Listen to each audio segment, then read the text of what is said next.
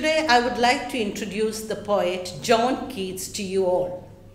John Keats was the son of Thomas Keats and Frances Jennings.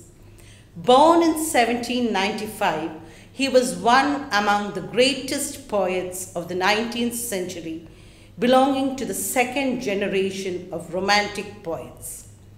He was the eldest of 5 children and had his early education in a school run by Charles Cowden Clarke, where he picked up Latin, French, and history. One of his earliest literary works is his translation of Virgil's Aeneid. Spenser was another great influence on Keats. While working as an apprentice under an apothecary, he came into contact with Leigh Hunt and Hazlitt. Inspired by them, he gave up medical studies and adopted a career in literature. The Romantic writers Lamb and Shelley also contributed to his choice of a literary career.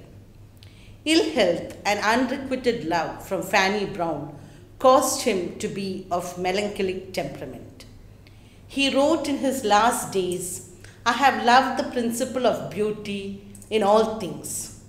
His poem, Endymion, starts with the immortal lines, "A thing of beauty is a joy forever." Keats' sense of beauty overcomes every other consideration, rather obliterates all considerations.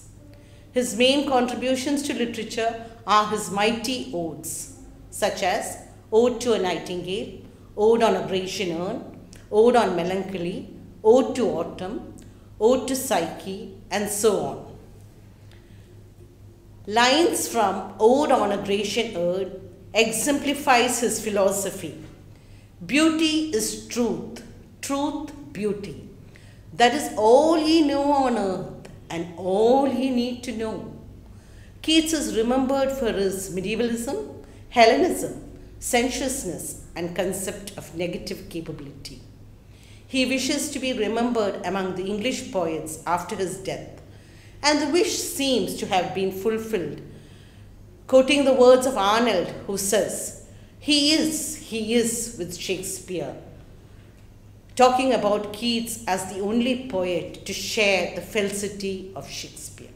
The major themes in the works of Keats are his transience of life, the inevitability of death, contemplation of beauty, Hellenism, negative capability, sensuous imagery, and the permanence of art. Today I would like to pay a little attention to one of the odes, the Ode on a Grecian Urn. This is the third of the 5 great odes of Keats, all published in the year 1819. Keats conveys his philosophy about art, beauty, and love through it. The poem is written in 10-line stanzas in iambic pentameter, with a rhyme scheme of AB, AB, CDE, CDE. Thou still unravished bride of quietness, thou foster child of silence and slow time. The poet here addresses the urn. The urn is imagined to be in a permanent state of unconsumed passion. The urn is the unravished bride of quietness and a foster child of silence. Sylvan historian, who can thus express a flowery tale more sweetly than our rhyme. The urn is said to be a sylvan historian, a bearer of history, who can narrate the past to us. What leaf-fringed legend haunts about thy shape? Of deities or mortals, or of both? In Tempe or the dales of Arcady? So here you see that Keats is presenting an urn to you, and the urn is actually, it is a recollection of one or more urns which Keats happened to see.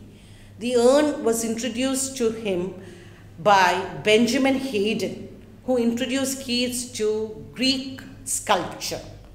And part of the urn seems to be that of the collection of Lord Holland. Heard melodies are sweet, but those unheard are sweeter. Therefore ye soft pipes play on. So Unheard songs are always sweeter than heard songs because we can imagine the lyrics in any way possible. Fair youth beneath the trees, thou canst not leave thy song, nor ever canst those trees be bare. So here you come across an underlying principle which Keats wants to reiterate through this ode. That is the permanence of art against the transience of life. Life is short, but art is immortal. Bold lover, never, never canst thou kiss, though winning near the goal, yet do not grieve. The lover here attempts to kiss his beloved, but he will never be able to do so. Yet he has the satisfaction of his beloved being transfixed in time, not affected by the ravages. She cannot fade, though thou hast not thy bliss. Forever wilt thou love, and she be fair. Ah, happy, happy boughs that cannot shed your leaves, nor ever bid the spring adieu. Here the tree is forever enjoying the spring season. There is no autumn, there is no falling of leaves, and Keats envies the lasting happiness, their fertility and beauty. And happy melodist, unwearied, forever piping songs, forever new. The musician continues to play, and the song will be a delight to the generations of humans. The music, the beauty or the music of the urn remains fresh and forever new.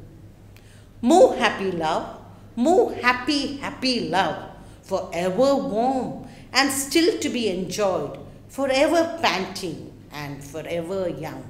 Here there is an example of physical love remaining unaffected by the ravages of disease or age, a love that is happy and never changing. All breathing human passion far above that leaves a heart high, sorrowful and cloyed, a burning forehead and a parching tongue. So these are usually the love of the world of mortals, which is short-lived and dies too soon, unlike art, which is immortal. Leadest thou that heifer lowing at the skies, and all her silken flanks with garland dressed? What little town by river or seashore, or mountain built with peaceful citadel, is emptied of this folk, this pious mode? Here you come across a sacrificial procession led by Keats, whereby he describes it like a town being emptied of all its folk. And little town, thy streets forevermore will silent be, not a soul to tell why thou art desolate, can never return. Thou silent form, this teases out of thought, as doth eternity, cold pastoral. So here again he comes back to the urn and addresses it as a cold pastoral, which is inhuman, not having a human touch. When old age shall this generation waste, thou shalt remain in midst of other woe than ours, a friend to man, to whom thou sayest. And these are the eternal lines of Keats, in which he says, beauty is truth, truth beauty. That is all ye know on earth and all ye need to know. So whatever is beautiful is true, and truth always remains beautiful. Beauty and truth can never be separated. And in the words of Emily, it is the beauty is the only higher truth. I hope you all found this poem, Ode on a Grecian Urn, worthy of your time. Thank you.